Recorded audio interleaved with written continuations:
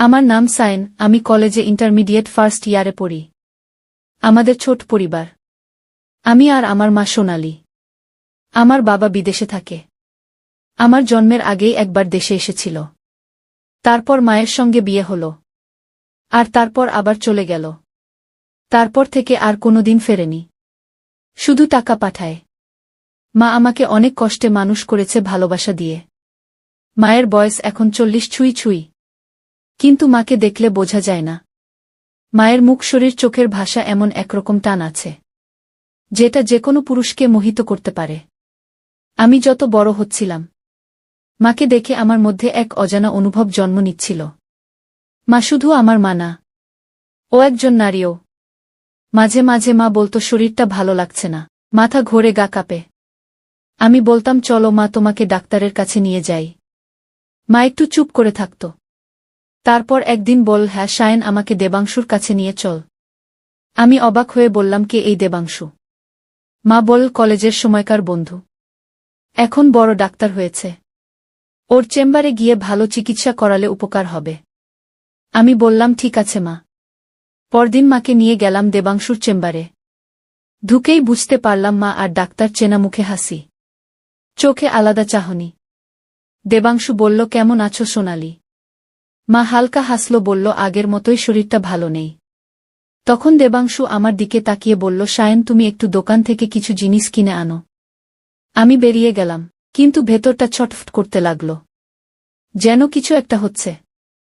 আমি জানালার পাশে দাঁড়িয়ে চোখ রাখলাম। ফাঁকা দরজার ভেতর যা দেখলাম, তাতে আমার মাথা ঘুরে গেল। দেবাংশু মাকে জড়িয়ে ধরেছে, ঠোঁটে ঠোঁট চেপে ধরে গভীরভাবে চুমু খাচ্ছে। মায়ের শরীরের উপর হাত বোলাচ্ছে। মা চোখ বন্ধ করে নিঃশ্বাস ফেলছে। আমি আর সহ্য করতে পারলাম না। দরজা ঠেলে ঢুকে পড়লাম। মা চমকে উঠল। দেবাংশু দ্রুত সরে দাঁড়াল। আমি চিৎকার করে বললাম, মা, এটা কি? তুমি কি করছ? মা কিছু বলছিল না, শুধু চোখে জল। আমি বললাম, এখনই বাড়ি চলো। বন্ধুরা, এরপর কি হবে সেটি শোনার আগে এখনই চ্যানেলটিকে সাবস্ক্রাইব করে ভিডিওতে একটি লাইক দিয়ে দাও। আর এই গল্পটি অবশ্যই শেষ পর্যন্ত শুনবে, তাহলেই তোমাদের মনের বাসনা পূর্ণ হবে। সারাদিন কিছু না বলেই কেটে গেল। রাতে মা আমার ঘরে এসে দাঁড়িয়ে থাকল। আমি বললাম, বলো মা, তুমি কেন এমন করলে? মা আস্তে করে বলল, সায়ন, আমি তো মানুষ। তোর বাবা বিয়ের কয়েকদিন পরই বিদেশ চলে যায়। আমি একা থেকে গেছি। আমার শরীর মন ভালোবাসা কারো থেকে পাইনি। কলেজে পড়ার সময় আমি আর দেবাংশু খুব ঘনিষ্ঠ ছিলাম। সবকিছু হয়েছিল আমাদের মাঝে। বিয়ের পর হঠাৎ সব ছিঁড়ে গেল। কিন্তু মন তো থেমে থাকেনি। মাঝে মাঝে দেখা করতে করতে আবার সেই পুরনো অনুভব জেগে উঠেছে। আমি বললাম, মা, তুমি যদি এসব আমার সামনে স্বীকার করো, তাহলে আমিও কিছু বলি। আজ থেকে তুমি দেবাংশুর কাছে যাবে না। যা কিছু তোমার চাওয়া, সেটা আমি পূরণ করব। আমি তোমার ছেলে। কিন্তু আমি জানি কিভাবে ভালোবাসা দিতে হয়। মা চুপ করেছিল। তারপর আস্তে আস্তে আমার বুকে মাথা রাখল।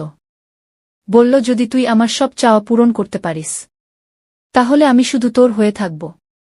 মা আমাকে জড়িয়ে ধরল। মুখ ঘুরিয়ে আমার গালে একটা চুমু খেল। আমি ঠকঠক করে কেঁপে উঠলাম। আমিও মায়ের কোমর জড়িয়ে ধরলাম। সেই রাতেই আমাদের জীবনের সব কিছু বদলে গেল। সেই রাতের পর মা আর আগের মতো ছিল না। আমি তো আরও অনেকটাই বদলে গিয়েছিলাম। মায়ের চোখে আমি শুধু সায়ন না, আরও কিছু, বেশি কিছু, গভীর কিছু ছুঁয়ে যাওয়া। সকালবেলা ঘুম ভেঙে দেখি মা আমার পাশেই শুয়ে, মাথা আমার বুকের উপর রাখা।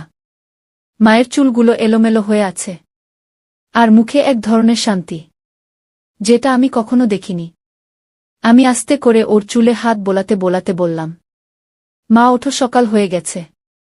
মা চোখ খুলে তাকালো, বলল, সায়ন, আজ তাড়াহুড়ো নেই। তুই একটু থাক আমার কাছে। আমি তোকে ছেড়ে এখন আর থাকতে পারবো না। আমি বললাম, তুই আমার মা। তবুও আমি তোকে শুধু মা হিসেবে দেখি না। তুই আমার জীবনের সবচেয়ে কাছের মানুষ। মা উঠে বসল। ওর শাড়ির আঁচলটা ঠিকঠাক করে নিল। আমি ওর দিকে তাকিয়ে রইলাম। ওর বুকের ভাঁজ স্পষ্ট, ওর গলায় ঘাম জমে আছে। একটা অন্যরকম উষ্ণতা ছড়াচ্ছে। মা আমার দিকে তাকিয়ে মুচকি হাসল। বল কি রে, ওভাবে তাকিয়ে আছিস কেন? আমি আস্তে করে বললাম, তুই জানিস না তোর চোখে কি আছে? আমি যেন তোর চোখে ডুবে যেতে চাই। মা আমার গালে হাত রাখল। বললে, এত বছর পর কেউ আমার চোখের ভাষা বুঝল। তুই যদি আমাকে বুঝিস, তাহলে আমি তোকে আর কিছুতেই ছাড়তে পারি না। আমি মায়ের হাত ধরে বললাম, মা তুই আমার মা ঠিকই, তবু তুই যে একজন নারী, তুই যে ভালোবাসা পাওয়ার যোগ্য, আমি তোর সেই চাওয়াগুলো পূরণ করব। আমি তোকে ভালোবাসবো এমনভাবে, যেভাবে তুই কোনোদিনও কল্পনা করনি। মা চুপ করে আমার গলায় মুখ রাখল। ওর ঠোঁট আমার কাঁধ ছুঁয়ে গেল। আমি কেঁপে উঠলাম। আমার ভেতরটা গরম হয়ে উঠল। মা বলল, সায়ন, আজ দুপুরে কলেজে যাস না। আমি তোকে সারা দিন কাছে চাই। আমি কিছু বললাম না, শুধু মায়ের ঠোঁটে আমার ঠোঁট রাখলাম। ও চমকে উঠল, তারপর চোখ বন্ধ করে দিল। আমি ওর মুখে মুখে আলতো করে ভালোবাসা ছুঁয়ে দিলাম। ওর শাড়ির ভেতর দিয়ে ওর পিঠে হাত রাখলাম। ও শিউরে উঠল, আমাকে জড়িয়ে ধরল। আমাদের সেই দুপুর কাটল এক অদ্ভুত রোমান্সে। না কোনো ভয় ছিল, না কোনো অপরাধবোধ, শুধু ভালোবাসা আর ছুঁয়ে যাওয়া। বিকেলে মা চুপচাপ হয়ে গিয়েছিল, ব্যালকনিতে দাঁড়িয়ে বাইরে তাকিয়েছিল। আমি ওর পাশে গিয়ে দাঁড়ালাম। মা বলল, সায়ন, তুই তো জানিস না আমি কতদিন ধরে তোর দিকে তাকিয়ে চুপ ছিলাম। তোর বুকের গড়ন, তোর ঘামের গন্ধ, তোর নিঃশ্বাসের আওয়াজ, সব আমার ভেতরকে তোলপাট করত। কিন্তু আমি তো তোর মা, এই ভয়ে কিছু বলতে পারিনি। আমি মায়ের কাঁধে মাথা রাখলাম। বললাম, মা, আমি তোর সেই ছেলে, যে তোর একাকিত্ব বোঝে, যে তোর শরীর মন দুটোই চায়। মা আমার ঠোঁটে চুমু খেয়ে বলল, সায়ন, তুই যদি আমার হয়েই থাকিস, তাহলে আমি আর কিছু চাই না। শুধু তুই আমাকে এমনভাবেই ভালোবাসিস, যেমন আজ করছিস। আমি ওকে জড়িয়ে ধরে বললাম, আমি তোর সব চাওয়া পূরণ করব, তুই শুধু আমার থাকিস। রাত নামছিল, ঘরটা নরম আলোয় ডুবেছিল। আমার আর মায়ের জীবনে আর কোনো বাধা ছিল না, শুধু ভালোবাসা ছিল, এক নিষিদ্ধ ভালোবাসা, যেটা যতদিন গোপন থাকবে, ততদিনই আরও গভীর হবে। এভাবেই শুরু হলো এক অন্যরকম সম্পর্ক, এক নতুন অধ্যায়, যেখানে মা আর ছেলের সীমারেখা মুছে গিয়েছিল। থাকছিল শুধু একে অপরের নিঃশ্বাস। পরের পর্বে জানবে কিভাবে সায়ন আর সোনালীর সম্পর্ক ঘনিষ্ঠ থেকে আরও জটিল হয়ে উঠবে। চ্যানেলটি সাবস্ক্রাইব করে রাখো, আর এই গল্পটি শেষ না হওয়া পর্যন্ত শুনতেই থাকো। তোমার রাত হোক আরও উষ্ণ আর আবেগময়। সকালবেলা ঘুম থেকে উঠে দেখি মা নেই বিছানায়। আমি উঠেই মায়ের ঘরের দিকে গেলাম। দেখি দরজা বন্ধ, ভেতর থেকে পানি পড়ার শব্দ, মা বাথরুমে স্নান করছিল। আমি চুপচাপ দরজার সামনে দাঁড়িয়ে পড়লাম। ওর গলার গান শোনা যাচ্ছিল, আর মাঝে মাঝে পানির ছিটে দরজায় এসে লাগছিল। আমার ভিতরটা গরম হয়ে উঠল। চোখের সামনে যেন মায়ের ভেজা শরীর ভেসে উঠছিল। তখনই মা ভিতর থেকে ডাকল, সায়ন, তুই কি বাইরে দাঁড়িয়ে? একটু তোয়ালে দিয়ে যা তো, ভেতরে রেখে আসতে ভুলে গেছি। আমি থমকে গেলাম। তারপর আস্তে করে নিজের হাতের তোয়ালে ওর দরজার ফাঁক দিয়ে এগিয়ে দিলাম। দরজাটা একটু খোলা ছিল। সেই ফাঁক দিয়ে যা দেখলাম, আমার গলা শুকিয়ে গেল। মা পুরো ভিজে, চুল ভেজা, শরীরের ভাঁজগুলো ভেজা কাপড়ে স্পষ্ট হয়ে আছে। ও আমার দিকে তাকিয়ে মুচকি হাসল। বলল, লজ্জা লাগছে না? আমি তো তোর মা। আমি আস্তে করে বললাম, তুই আমার মা ঠিকই, কিন্তু আমার চোখ তোকে নারী হিসেবেই দেখে। মা কিছু বলল না, শুধু আমার হাত থেকে তোয়ালেটা নিয়ে ভেতরে ঢুকে গেল, আর দরজাটা লাগিয়ে দিল। আমি থকথক করে কাঁপছিলাম, যেন শরীরের ভেতরে আগুন জ্বলছে। আমার নিঃশ্বাস গরম হয়ে উঠছিল। কিছুক্ষণ পর মা বেরিয়ে এলো। চুল ভেজা, তাজা শরীর থেকে একটা গন্ধ ছড়াচ্ছিল। একটা সাদা পাতলা নাইটি গায়ে, ভেতরে কিছু পরা ছিল না হয়তো। আমার চোখ আটকে গেল। মা হাসল, বলল, তোর কি চোখে কিছু পড়ে না? তুই সকাল থেকে আজ একবারও চোখ সরাসনি। আমি ওর কাছে গিয়ে বললাম, তুই যদি জানতিস, তোর গায়ের গন্ধে আমি কেমন পাগল হয়ে উঠি। মা বলল, আজকে একটা কথা বলি। আমি চমকে উঠলাম। বললাম, কি কথা? মা বল, দেবাংশু আজকে হঠাৎ করে ফোন করেছে। ও আবার দেখা করতে চায়। একটু অপ্রস্তুত মুখে বলল, তুই কি কিছু বলবি না? আমি মাথা নিচু করে বললাম, মা আমি তোকে বারণ করেছিলাম। ওর সঙ্গে তুই কোনো সম্পর্ক রাখবি না। মা বলল, যদি ও আমার শরীর চায়, তুই কি আমায় দেবে সেটা? আমি এক ধাক্কায় মাকে জড়িয়ে ধরলাম। বললাম, তুই আবার এসব বলিস না। আমি যা যা তুই চাইবি সব দেব। তুই শুধু অন্য কারো কথা আর মুখে আনিস না। মা মাথা নিচু করে আমার বুকে মুখ রাখল। বলল, তাহলে প্রমাণ দে। তুই আমাকে শুধু কথায় নয়, মন দিয়েও ভালোবাসিস। আমি ওকে টেনে আমার বিছানায় বসালাম।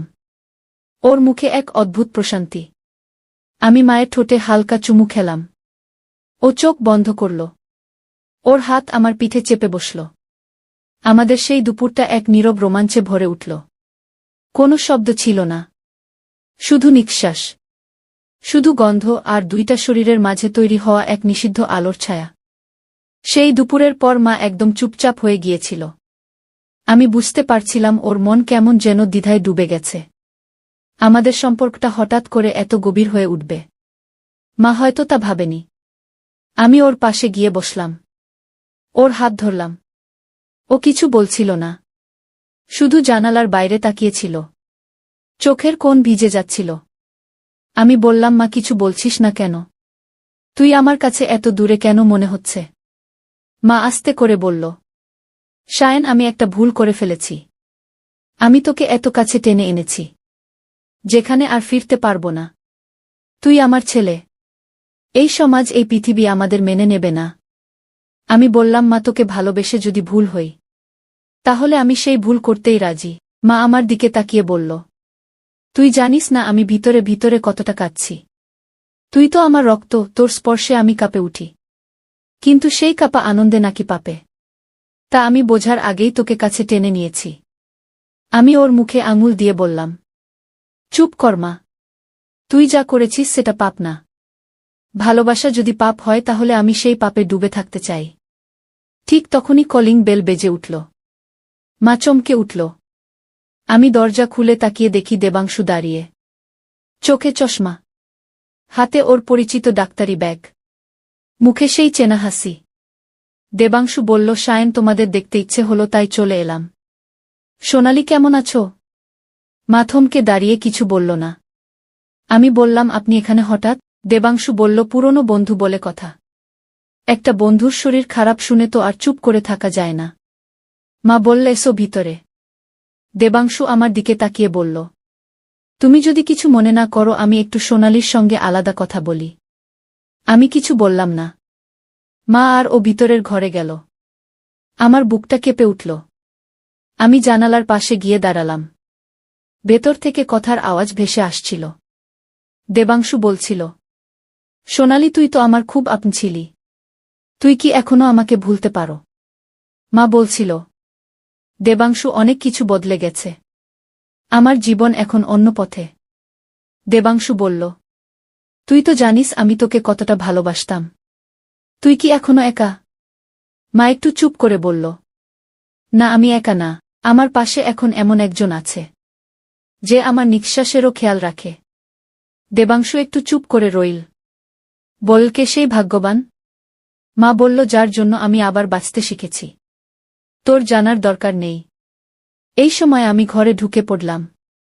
দেবাংশু বলল, তুমি?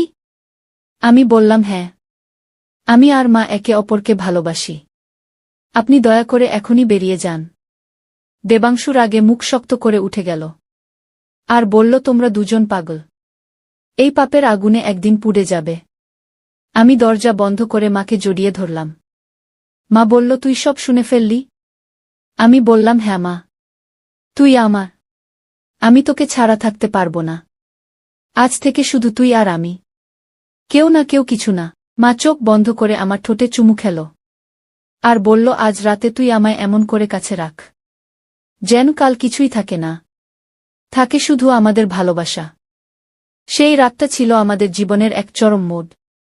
আমরা কেউ কিছু বলিনি, শুধু নিঃশ্বাসে নিঃশ্বাসে অপরকে অনুভব করছিলাম। মা আমার মাথায় হাত বুলিয়ে বলছিল, শায়ন, তুই জানিস, তোকে আমি যখন ছোট ছিলি তখনও এভাবে জড়িয়ে থাকতাম। কিন্তু তখন ছিল এক মায়ের মমতা। আজ তোকে জড়িয়ে থাকলে আমি এক নারীর আরাম পাই। আমি বললাম, মা তুই শুধু আমার। তুই যতদিন বাঁচবি আমি তোকে এইভাবেই আগলে রাখব। মা বলল, জানিস তোর বাবা যদি ফিরে আসে? আমি বললাম, ও তো কখনো ছিল না। তোর চোখে আমি কাঁদতে দেখেছি। আজ সেই চোখে আমি হাসি আনতে চাই। মা হালকা করে হেসে বলল, তুই যদি বলিস তাহলে চল আমরা চলে যাই দূরে কোথাও, যেখানে কেউ আমাদের চিনবে না, কেউ প্রশ্ন করবে না, শুধু তুই আর আমি। আমি মায়ের হাত ধরলাম, বললাম, ঠিক আছে। এই শহর যেখানে আমরা লুকিয়ে ভালোবেসেছি, সেই শহর ছেড়ে আমরা চলে যাব। পরদিন সকালবেলা আমি আর মা একসাথে ট্রেনের টিকিট কাটলাম। একটা ছোট পাহাড়ি গ্রাম, যেখানে কেউ আমাদের চেনে না। মা বলল, এখানে কেউ জানবে না আমি তোর মা। তুই বলবি আমি তোর স্ত্রী। আমি বললাম, ঠিক তাই। আমরা নতুন করে জীবন শুরু করব। নতুন ঘর, নতুন বিছানা, নতুন গল্প। মায়ের ঠোঁটে হাসি, আমার বুকে ওর মাথা। রাতের দিকে আমরা হেঁটে হেঁটে নদীর ধারে গেলাম। মা বলল, শায়েন, তুই কি কখনো কাউকে বলবি আমাদের সম্পর্কে? আমি বললাম, না মা, এই গল্প শুধু আমাদের। এই ভালোবাসা কারো জানার জন্য নয়। এটা আমাদের নিঃশব্দ সুখের ভেতরেই থাক। মা আমার গলা জড়িয়ে বলল, শায়েন, আমি তোকে পেয়ে এই জীবনে আর কিছু চাই না। তুই আমার ছেলে, তুই আমার স্বামী, তুই আমার প্রেমিক, তুই আমার রাত, তুই আমার সকাল। আমি মাকে ঠোঁটে চুমু খেয়ে বললাম, তুই আমার জীবন, তুই আমার অস্তিত্ব। সেই রাতটা ছিল আমাদের নতুন জীবনের প্রথম রাত। একটা নিষিদ্ধ ভালোবাসার, যার মধ্যে ছিল স্বপ্ন, আত্মা আর এক অনন্ত বন্ধনের প্রতিশ্রুতি। বন্ধুরা, এভাবেই শেষ হল নিষিদ্ধ আলোর ছায়া। একটা গল্প যা সমাজ মেনে না নিলেও ভালোবাসা মেনে নিয়েছিল। তুমি যদি পুরো গল্প শুনে থাকো, তাহলে বুঝে গেছ, ভালোবাসা কোনো নিয়ম মানে না। ভালোবাসা শুধু টানে। আর সেই টান যদি নিষিদ্ধ হয়, তবু তা হয়ে ওঠে অমর।